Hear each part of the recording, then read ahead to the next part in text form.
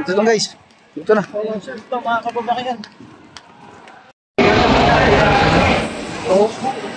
Yan, dami oh. Grabe. So yan ang kapulisan natin, naka-formation, naka-ready na rin sila ang water truck, no? Naka-ready na rin kung sakaling may magtangka talaga na lumusob, no? Yan. Ito na. Ito tayo dito. Ito na. Ito na guys. Ito na. Mga kababayan. Alas 3 sila. Ito. Yan, yan. Ito. Ito. Positive, positive. Si Salomo, parang si Salomo yung nakita ko. Hindi ba yun?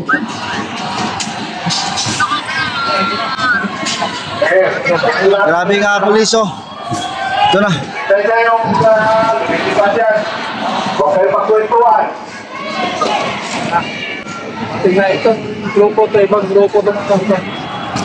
Grupo, ang grupo nandito nalulusob ang balita ko, Anak Bayan and Kabataan Party List. Gawa na.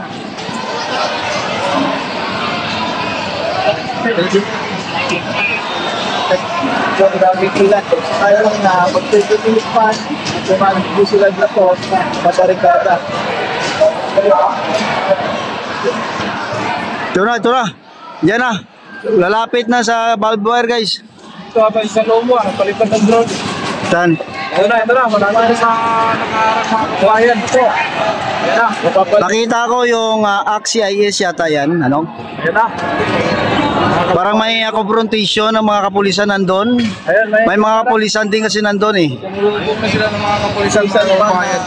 Nasa harap po dito. Ayan na. Ayan na. Malapit na. Sila.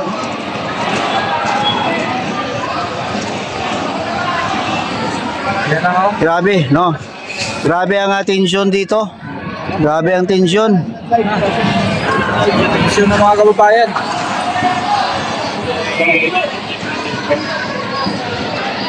Malabot na mga pasok dito. Pero container pa. And then dito guys may ano yun, DGs ba yun Loy? DGs no? DGs na container. DGs na container guys ano? Nakaharang. Tatlo no? Tatlo. Tapos sa maliban dyan may valve wire pa dyan. And before, after no, may sa Mindula talaga, may mga concrete barrier at mga valve wire din. So may, para may confrontation na naganap doon. Sa valve wire, ang itong nandito, pulisan. Ito. Yun na.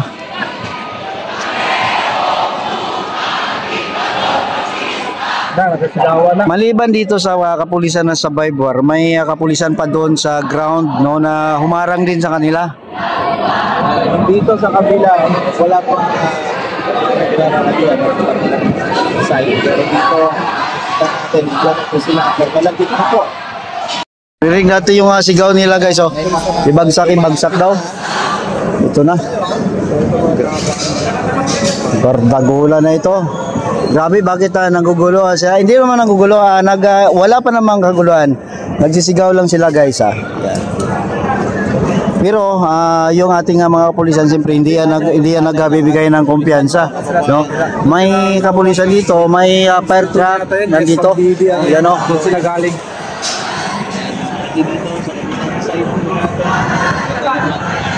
Asa hindi na.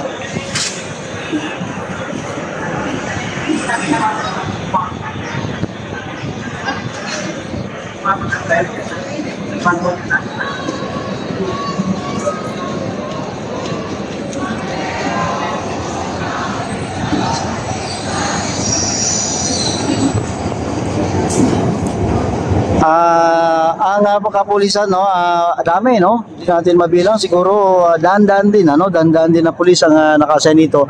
Hindi lang dito yan guys, doon pa sa kabila, no? Tapos na makipag-usap sa mga kapulisan. Yan. No? May Hoy.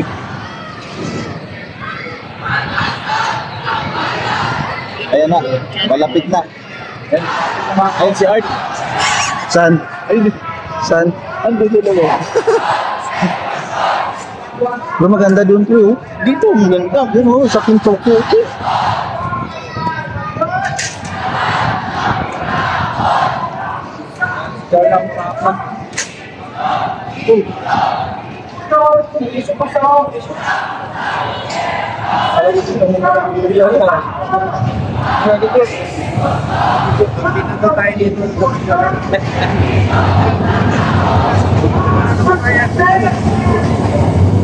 Yan na.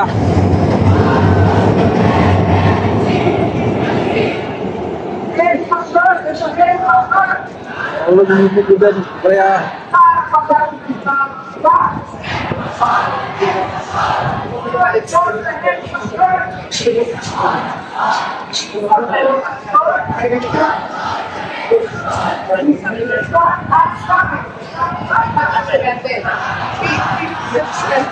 Ayan mga kababayan, ito yung mga kasalukuyang demonstrasyon. Yan, makikita natin yung hanay ng mga kapulisan. Dito po ay nakikita na po sila.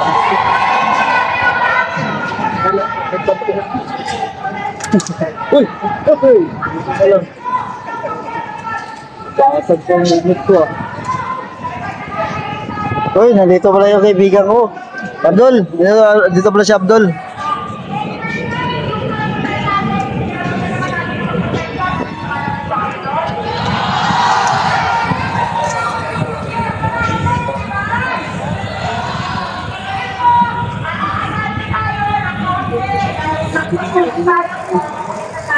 Yan, share Yung mga live natin. share yung live natin mga kabayan.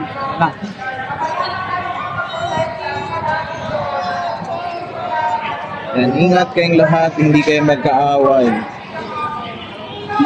So siguro naman naglalabas na dito sila. Hindi po no, wala namang ano, ito sila Ayan, gagawa lang yan ng programa dito, no? nakausap doon sa harap.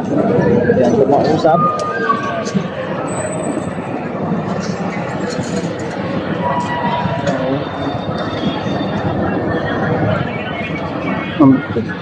Kung gano'n yung mga kaibigan natin, nakatambay lang din pala dyan sa gilid-gilid. Kawakan mo lang sa kunin ko yan. Nag-ipatok ko lang dito sa babaw. Ayan na mga kababayan, palapit na po sila ng palapit dito sa may barbed wire. No? Dito na sila. Ayan.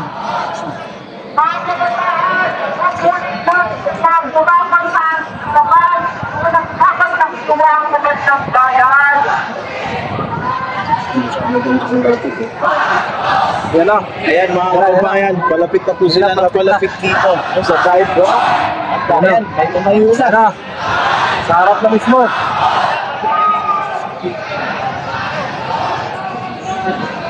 Wala na ako stick bukas. Bumilo kasi ng stick, hindi naman dinala.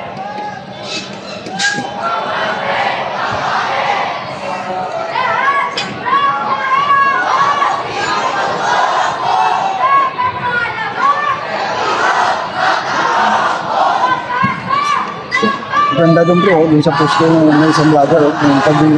Saan? Hindi naman doon.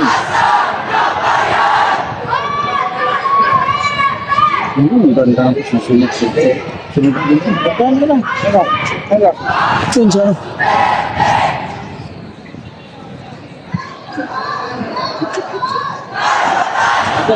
Sir, susunod. Sudan siya.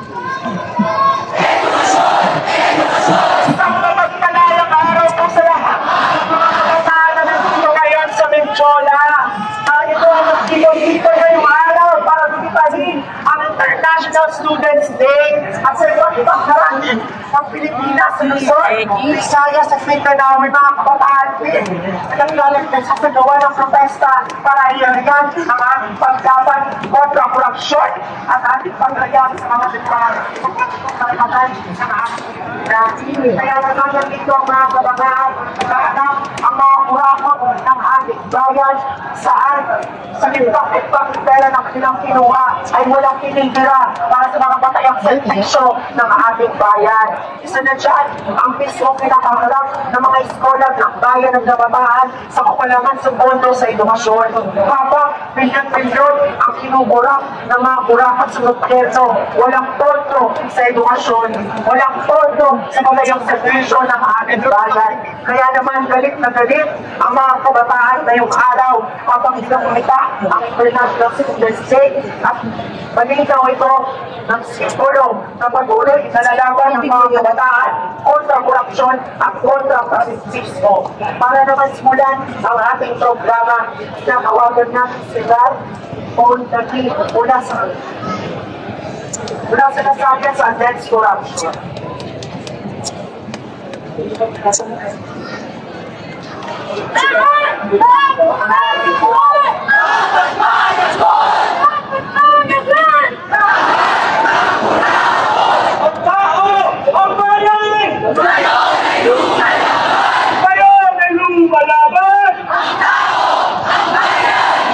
Yung mga kabanat ang mga pangyayari dito sa labas sa niyan sa Manila, mga kabanat nag-aaral ang kabataan. Ayan, ito po ang ating mga kapisan, nakahanda sa anuman ang mangyayari, mga kabanat. Ito, ayan, kita natin ba? Ayan, nakahanda po sa lahat anumang isubling gawin itong mga realista na ito, mga kabanat. Dito po ito sa Mindula. Ayan, ito po kami mga kabanat. Wala sa himang-singan, resolusyon at Andres Bonifacio kung paano mag-imperialista hanggang ngayon ay may hawak sa aktivista, estudyanteng komunista galing nakisabay, wala kasi bakit kayo nakikisabay. Nagpapalinaman ng mga estudyante noong first kapaglaban sa pagdamay ng mga kabataan sa paraan ng mga walkout rally, education is part of the pag-organisa para mamulat ang bayan na galit na isang diktador. Ngayon, andito tayo, mga estudyante at mga kabataan. Galit na galit sa hirap ng ating araw-araw na buhay. Andito ang mga estudyante, galit na galit at matabang at hindi sila takot sa panunupin ng Estado. Kahit ilang beses nyo magsumpina ng mga student leader na nag-representa sa aming katabangan at mga inaig, hindi kami matatakot. Mga kasama, kahit ilang sumpina, kahit ilang water cannon, kahit ilang tirgas, ang kabataan ay nandito para lumaban sa karapatan ng bayan. Sa kabataan, ang responsibilidad na patuloy maging bulat at imulat ang bayan. Ang bayan na tutulong ng bayan kami. Bayan ang nasamantala ng mga tao na may gusto lamang ng kapangyarihan. Ang taong ito ay makakaibayan para sa estudyante at para sa mundo. Lahat tayo, sumuubod na ang pinaglaban ng ating mga karapatan. Ngayon, ang kolektibong galit ng bata na walang tao na pupuna sa korupsyon at iba pang katiwalaan. Ang tao, ang bayan! Kayo na lumalaban! Ang tao, ang bayan! Dapat ng kurakon! Dapat pagkalangon! Ang pagpapatuloy po ng mga kabataan na kanilang protesta kontra korupsyon, papahitin po namin ang misyon sa mga susunod na araw ng protesta at pagkarap ng ating bansa. At patuloy ito ay linaw sa disiplinan ng mga kabataan ng Pinoy kontra korupsyon na ipasisila ang mga kabataan sa mga sampina, sa mga bata, kaya yata ng gobyerno. Kaya naman, para expose po mga bata talaga. sa ating bansa. Yan ang dalawa niyan ba? Sama niya. Ito? Yung nasa likod? Yun yung nakatayo na yan, dalawa. Oo, ito.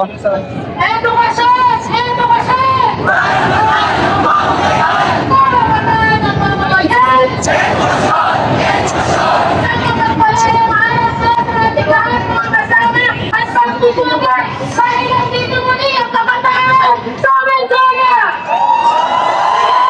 Kapag siniwag natin ang International Students'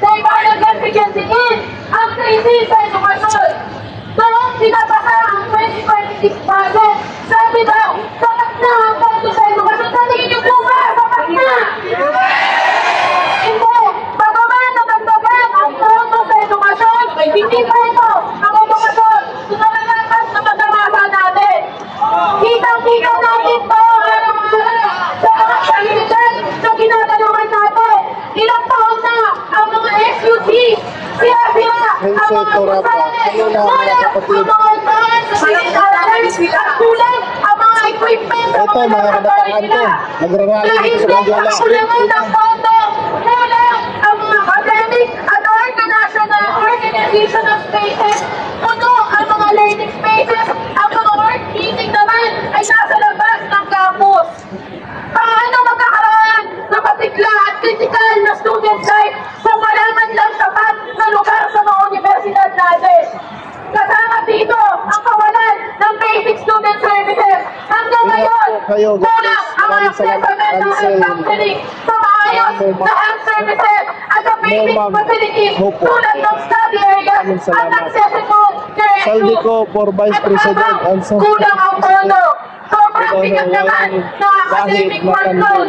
Dahil sa sistemang nakakuhan sa output-based learning, isang edukasyong komersyalisado, kolonyal at represibo. Kaya ngayon, ang panawagan natin, edukasyong scientifico, makabasa, ang tunay na para sa bayan. Sa gitna ng crisis, hindi tayo titigil. Tayo ang pag-asa ng bayan at higit pa rin, tayo ang lakas ito. Magpatuloy tayo sa pagkilos, sa pag-iit at sa pagkakaisa. Dahil ang kabataan sa pagkakaisa, hindi kailanman magkilap. Kaya sabay-sabay, kabataan, pag-asa, ng bayan! May konti lang naman kayo kahit anong sigaw nyo dyan. Mga kabataan yung sa unang protesta ang mamamayan, bilyon-bilyon ang nilalakaw sa aming pondo, pero walang pondo para sa mga schools natin at walang tiyak na pondo para sa mga student services. Mismo ang Ubos pera ng Pilipinas, sila naman na magawa at sa mga ibang pamantasan natin, mga nakapalang infrastruktura at papohon ng mga proyekto ang nakatabay. Dagdag na dito, pinakarap ng mga kabataan sa Walang yan. pinakarap ng mga kabataan Sir, payong mo. ng estado kung saan naliwatganan pa ang atake ng ating estado sa mga kabataan. Kaya naman, hanggang ngayon nagpapanawagan ng mga kabataan para panagutin at alisin ang mga kurakan sa gobyerno at para itawagan ang susunod na makapagsalita. Tinatawagan ko namin ang Basa talaga tayo. Uwi tayo basa nito.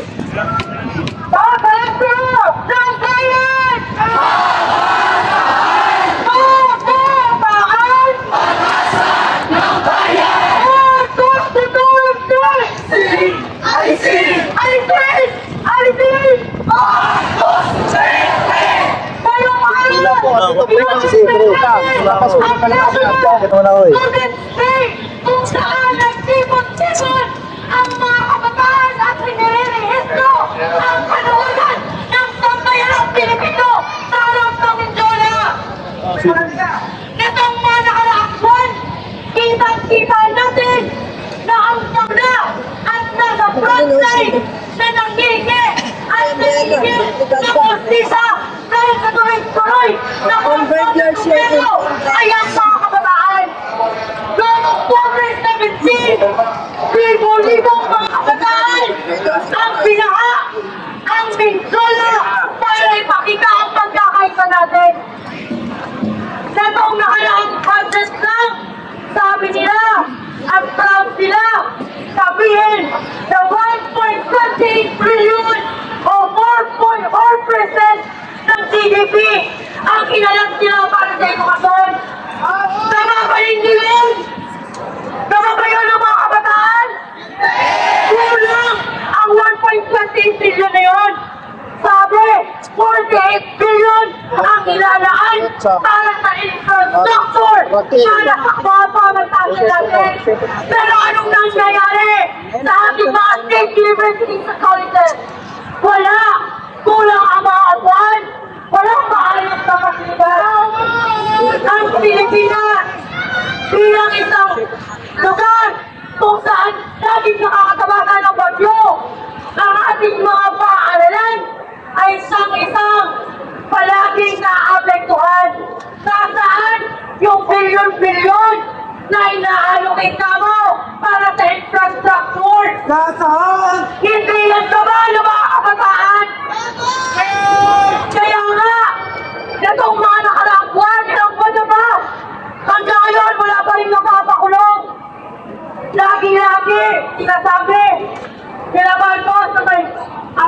Guys, like naman tayo dyan. Makulong sila pero hanggang ngayon wala. Kaya tayong mga kabataan, babahain natin kahit saan ba yan para ikakulong ang mga ko. Hanggaan natin na ang mga kabataan ay siyang tagapaglikha ng kasaysayan. Paano na hanggang ngayon gagawin natin yan hanggang masasante at mabalik na marlor sa studente. Yun lamang po